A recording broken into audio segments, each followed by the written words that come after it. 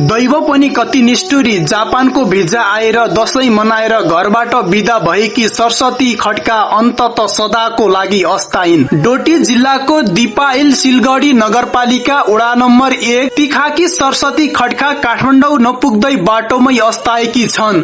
जापानको भिजा आएर दशैं मनाएर घरबाट बिदा भएकी खड्का सदाको लागि अस्ताएकी छिन्।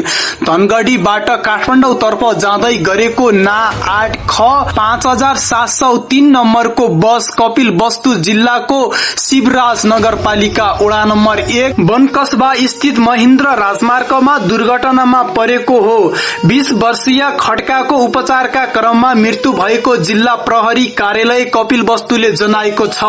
घाइतेहरू मध्ये 4 जनाको अवस्था गम्भीर रहेको तथा गम्भीर र मध्ये घाइते 15 जनालाई चन्द्रोटा स्थित स्वास्थ्य संस्थामा प्राथमिक उपचार पछि थप उपचारका लागि बुटोल पठाइएको छ। प्रहरीका अनुसार बिहानको समयमा तीव्र गतिमा गुडिरहेको बस मोडमा नियन्त्रण गुमाउँदा दुर्घटना भएको प्रारम्भिक अनुसन्धानले देखाएको छ।